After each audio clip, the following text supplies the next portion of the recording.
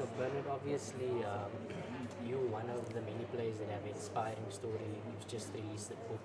I'm sure you've been touring around the country. I saw you in Polokwane, if I'm not mistaken, a couple of weeks ago. Um, just how, like, I know you said you accepted it immediately, but just how much of your upbringing also makes this a more important thing to your heart, because it's not like, they said in the presentation, it's not just about drug abuse, or substance abuse or whatever. It's about, keeping people safe, Yes. So your upbringing, did that have any effect of you having a very strong, how can I say, affiliation with us? Yes, definitely. If you can look at the stats, Lorenzo, most of the cases in terms of mental health, in terms of drug abuse, also other abuses, GBV, whatever, it mostly happens in the location where we have got nothing, and where you come from nothing doesn't make you a nobody. As we said, if you're living in Mkuku or you're born in Mkuku, doesn't make you Mkuku, and it goes very, very well in line with me. Since I also grew up in a shack, I've been making my book tour, which is my book, which is called From a Shack to Destiny. Just to show the people that, no matter your circumstance, no matter where you come from, it is possible for you to reach your dreams and for you to achieve what you want to achieve in life. And I'm personally doing the book tour whenever I have time. I make sure that I do make sure that the book reaches as many hands as it can, and just to give inspiration, touch and feel the person. I could just put the book in the store and tell people where to get it, but I want to be personally there, hear the call from the people, and be out there amongst the people. And with the work that Clinix is doing, and with the results and stats that it has shown what Clinix is doing, I think we do share a lot in terms of keeping the hope alive. And once we keep the hope alive, we want to have positive actions, from our people, and positive action leads to good results. We do need more upstanding men and women in our communities. So it's really a great initiative, and I'm glad and honored to be part of such a great initiative. I mean, you're 38 years old, if I'm not mistaken. Yeah. How important is discipline, lifestyle, the company you keep, to be able to get to this point of your career where you are still maybe deliberating if I go for 39, 40? How important is that for, your overall longevity as a professional athlete? Never mind a footballer, but as an athlete. As an athlete, it's very, very important, to invest in yourself. Self-investment, personally, is the best investment that you can do. And me personally investing in myself, gives me results, and that's why I've had such a long career in this professional industry, and that's why I stay at the top for so many years. That's why I've made such an impact in this football industry of us.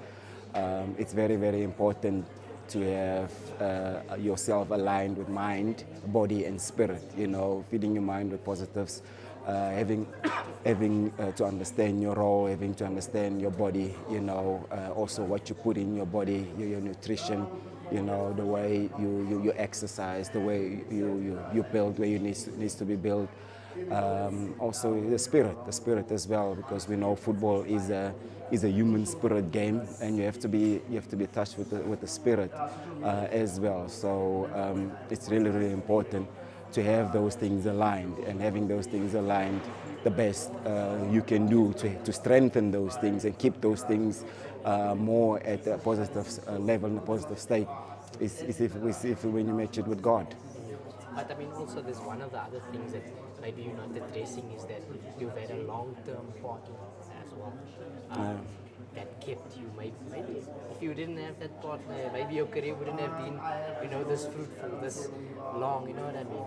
Your family values and things like that. That also must have played a big role in achieving what you've achieved and getting this far as well. Yes, definitely. The how can we say, the the pillar, the pillar of the strength, or the strength of the pillar, is your partner. And my partner has been so great. You know, she's been supportive. She's been helpful in so many ways. You know, and guiding me also into good decision making as well. So, and also my kids, you know, my free time is family time, and spending time with my kids is what fulfills me.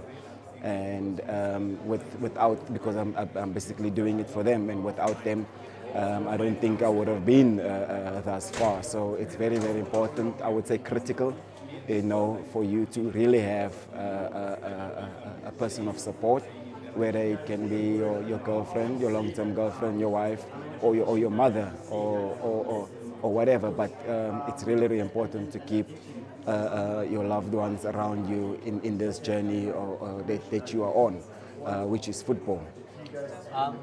Look, you spoke a bit about, you know, recovering, you know, record timing, 6 months, leg break, it's ridiculous. I remember seeing you at Starrock Park with the ropes and doing all this stuff. We saw you looking in good condition, you were, you know, confident. But when you came back, you played against Sundowns, and unfortunately that day was marked with missing a penalty. Did that hurt you, or were you just like, I'm so glad that like I got over that mental battle of a traumatic injury and I'm back on the grass? Oh yes, no, after my injury, I think the best decision I did was to immediately get back to my normal daily routine. I made sure I don't give my mind time to manipulate me, you know, and also not for me to fall into depression or to overthink. And I immediately got back to on my daily routine, where if I wake up, I do gym, I do exercises, and I think that has kept me on a positive way as well, and with my studies as well, you know, that has helped me also in a tremendous way as well. And I got to understand and realize that the mind is more powerful, and without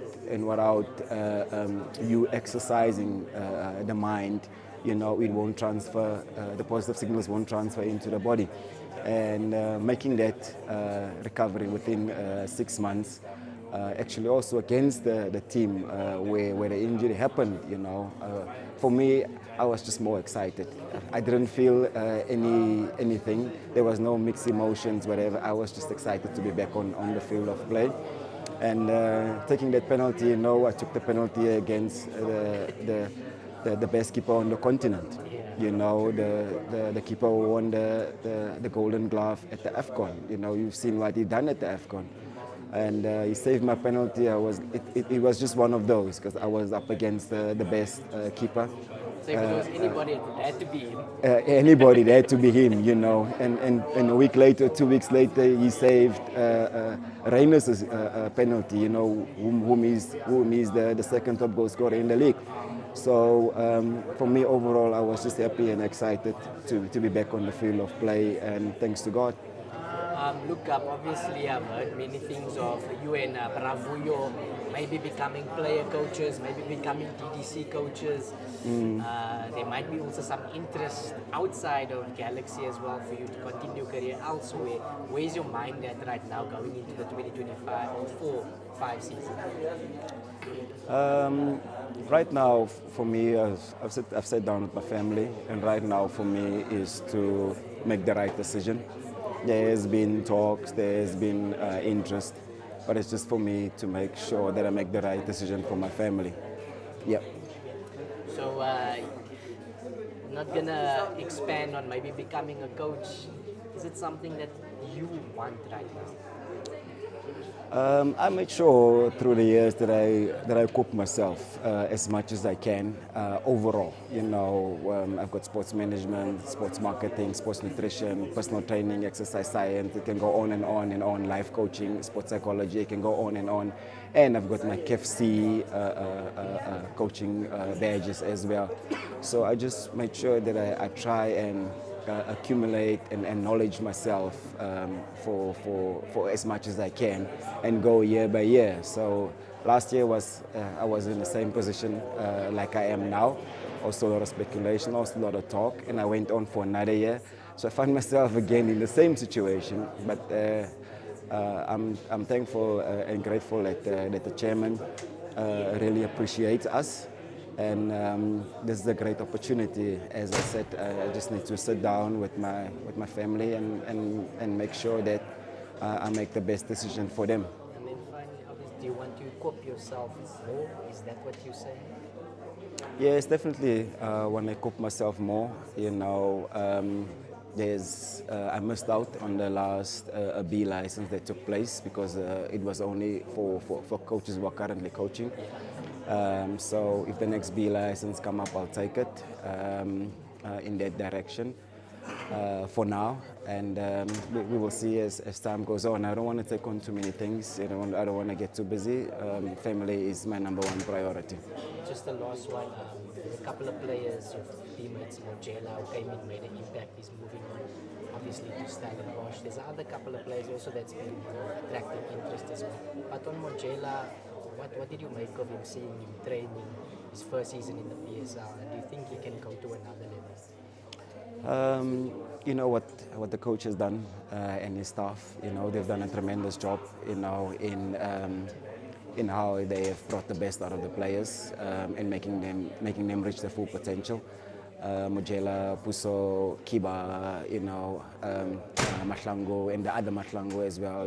Fakri came here. Ntuare was fumbling. Now he's so confident. He's on another level. So big ups to the team for what they've been doing. And for Mojela, he's got a big heart. He's got a great attitude, and that's what we want in football. We want positive attitude. So positive attitude will give you positive energy. So I hope that he just keeps those positive attitude and mental levels when he goes on to his next club. Thank you, Leon. Hola. Sure.